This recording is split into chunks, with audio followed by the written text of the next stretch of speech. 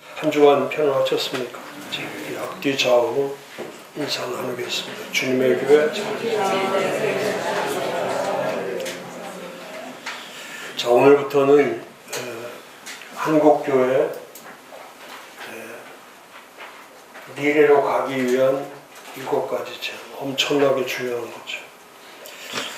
올해 우리가 하고자 하는 게 교회 전환인데, 전환의 목적은 지금 이 7가지를 어떻게 우리가 교회에 잘 랜딩 시키느냐, 잘 정착하게 하는 거죠. 그래서 거기 교재에 보면은 25페이지 그 7가지의 제목을 살펴보면, 제가 구체적으로 말씀드리겠지만은 전체 맥락을 좀 이해해야 되니까 제목을 먼저 살펴보면, 첫 번째가 예배와 교회와의 관계. 그러니까 지금까지는 거기에 이제 쭉 써놨지만은 예배와 교회를 분리시키면 안 되죠. 그리고 또 예배와 교회, 교회와 예배가 어떤 의미를 갖고 있는지, 그래서 왜 교회가 존재해야 되고 왜 예배를 드려야 되는지를 알아야죠. 근데 예배와 교회에서 예배보다 훨씬 중요한 것이 교회입니다. 교회. 그러니까 처음부터 교회관이 잘못되어 있으면 아무리 예배를 드려도 그 예배는 의미가 없죠. 뒤에서도 제가 그렇게 써놨지만은, 예배는 기능이에요, 기능. 그리고 우리 몸하고 똑같은 거, 우리 몸이 교회이고, 몸이 교회고, 그 몸 안에는 기능과 역할로 되어 있죠. 기능과 역할. 근데 지금 한국 교회는 기능 중심의 교회로 만들어 가기 때문에, 그래서 교회가 약해지는 거예요. 다시 말하면 이 몸에는 뇌의 기능이 있고, 또 심장의 기능이 있고, 폐나 간의 기능이 있고, 또 허파의 기능이 있고, 똑같은 거예요. 교회라고 하는 이 교회 안에는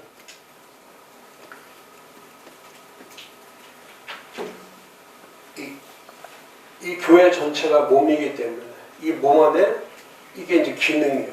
기능과 역할.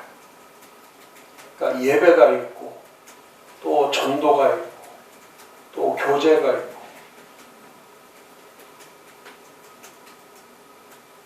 또 봉사가 있고, 이런 것들이 전부 다 기능이죠. 기능. 그러니까 기능이란 몸의 전체의 몸이 가지고 있는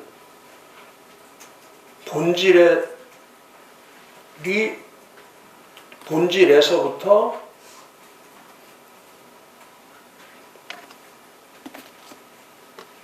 코로나 때 우리가 했던 게 그거예요.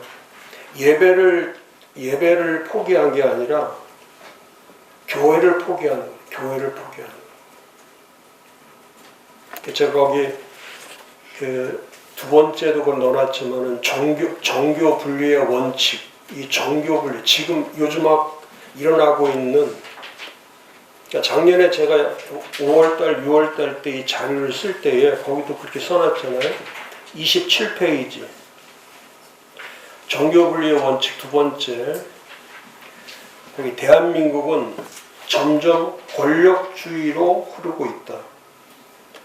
국회는 법도 상식도 기본도 없는 자기 권력의 끝판을 보여주고 있고, 법원과 검찰 또한 무엇이 기준이며 어디가 옳은지 납득할 수가 없다. 특히 판사마다 제각기 다른 판결을 내리는 것을 보면 왜 헌법이 있어야 하는지 의문이 갈 정도이다. 그러니까 제가 작년에 이걸 쓸 때도 입법기관인 국회, 또 그 입법을 준수해야 될 이 사법부를 통틀어서 입법부, 사법부가 전부 다 지금 자기 권력으로 가 있기 때문에 그래 지금 똑같은 거예요. 그러니까 어떤 판결을 내려도 그 판결이 납득이 가지 않는 거예요. 공정하지 않는 거예요.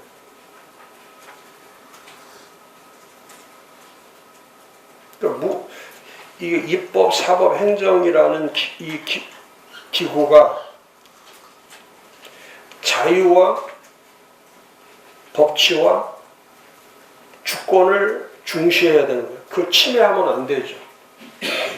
자유를 침해하면 안 돼요. 그 자유 중에서 최고의 자유가 양심의 자유, 양심의 자유. 근데 그 양심을 버리고 상식과 양식과 이 기본을 버리고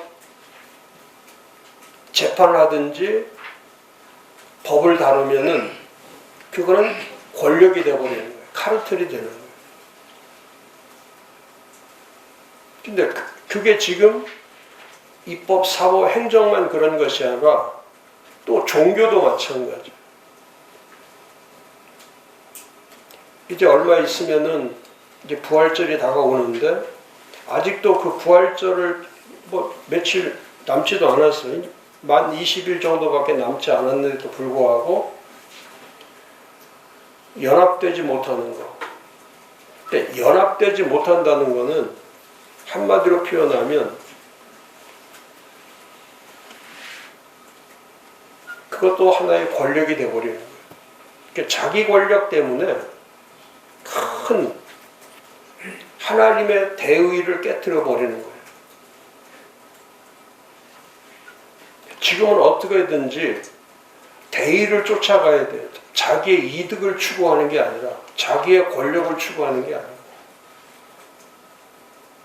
그래서 제가 볼 때 너무너무 안타까운 것이 뭐냐면 다 편가르기 하고 다 싸움하고 있는 거예요.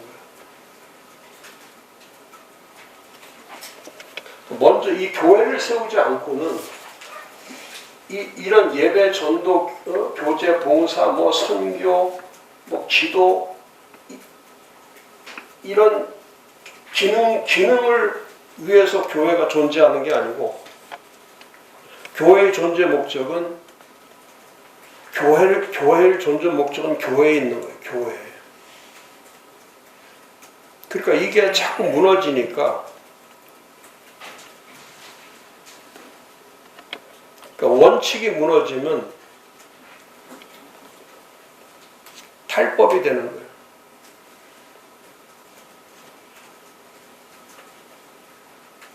그래서 이 양심의 자유나 종교의 자유가 없는 그런 나라가 되면은 그 나라는 법치가 없어지는 거예요. 그러니까 탈법, 편법,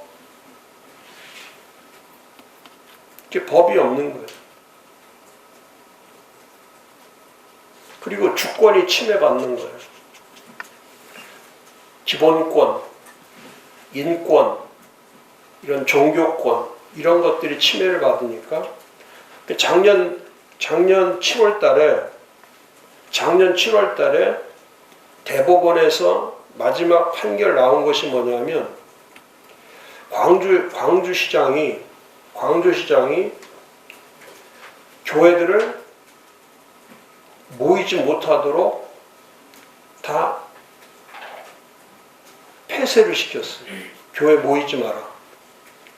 그러니까 식당이나 결혼식이나 이런 데는 아직 조치를 하지 않았을 때인데 그때는 다 식당에 가서 밥도 먹을 수 있고 또 결혼식 예식장에 가서 예식도 할 수 있는 그런 때인데도 불구하고 교회만은 가장 먼저 교회를 폐쇄시킨 거예요.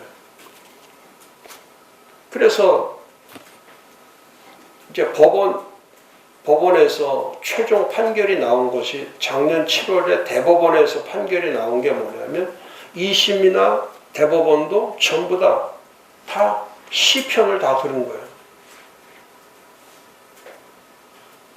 그래서 이 대법관 13명 가운데 3명이 그래도 절차상의 문제가 있다. 그 절차가 뭐였냐면 처음에 모이는 숫자라든지 또 처음에 방역에 관한 것들을 실시해보고 그 다음에 폐쇄로 가는 것이 이 절차상에 그렇게 해야 된다 이렇게 생각하는 사람이 3명이었고 나머지 10명은 전부 다 그건 당연한 거다. 폐쇄시키는 게 당연한 거다. 해서 이 종교권 자체를 종교라고 하는 원작 자체를 대법원에서 박탈을 해버린 거예요. 그러니까 우리나라 대법원에서 판례로 유일하게 세워진 것 중에 하나가 작년 7월에 만들어진 종교로부터의 국가나 시나 지자체가 교회를 폐쇄시킬 수 있다라고 하는 법의 판례를 만들어 놔버린 거예요. 그러니까 앞으로는 전염병만이 아니에요. 어떤 집회를 하려고 할 때 예배로 보지 않고 하나의 집회로 봤을 때는 얼마든지 통제와 제재가 가능할 수 있도록 그런 탈법, 불법, 위법 이런 초법을 만들어 놓은 거예요. 잘못된 법을 만들어 놓은 거예요.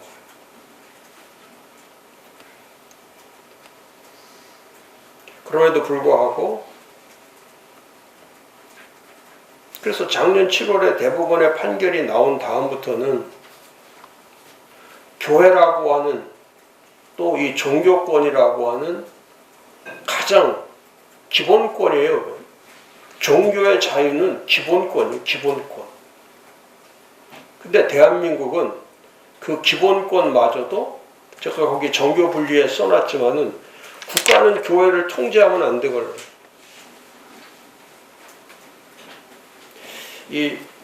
언제나 법에 가장 중요한 게 관할권이에요. 관할권.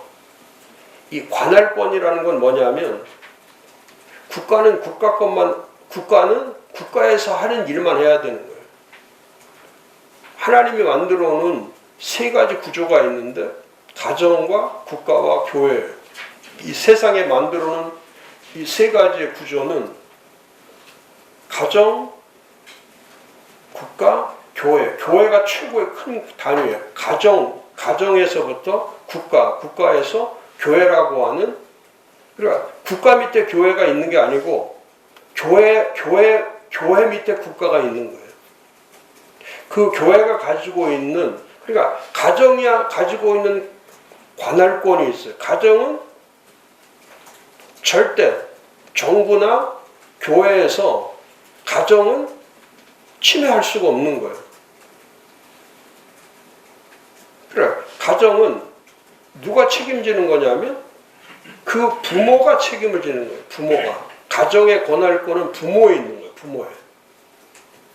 가정의 권할권이 목사에 있지 않고, 가정의 관할권이 대통령에 있지 않고, 정치인들에게 있지 않고, 법원에 있지 않고, 가정의 관할권은 아버지와 어머니에게 있는 거예요. 근데 그 가정을 국가가 통제하고 교회가 통제할 때는 그게 무법천지가 되는 거예요. 또 국가도 마찬가지예요. 국가가 해야 될 일은 뭐냐면 국민을 보호하는 거예요. 국민을 보호하는 거. 국가가 제일 먼저 해야 될 것이 뭐냐면 국민을 보호하는 거예요. 근데 국민을 보호하지 않고 교회를 통제하고 가정을 통제하고 사람들을 통제한다. 그러면 국가가 위법을 저지르는 거예요. 탈법을 쓰는 거예요. 그다음에 교회는 하나님으로부터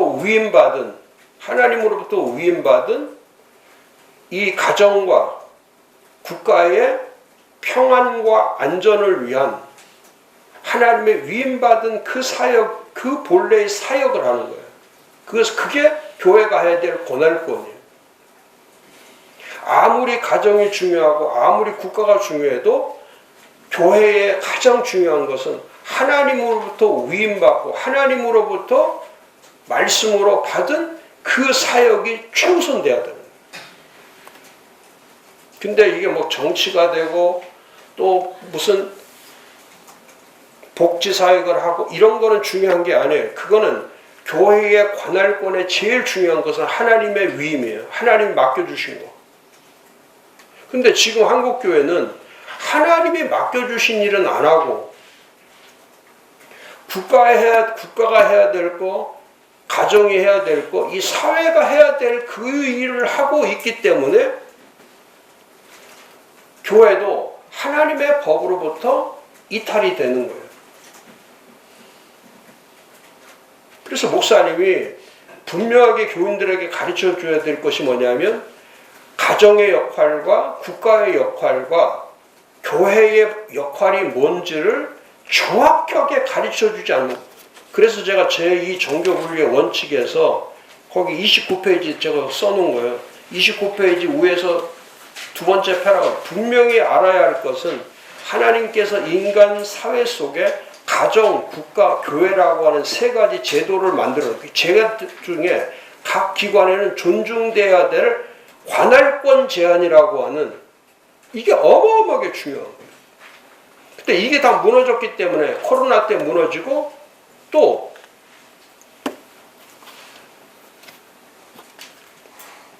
이 정부가 들어서면서 이걸 다 무너뜨렸기 때문에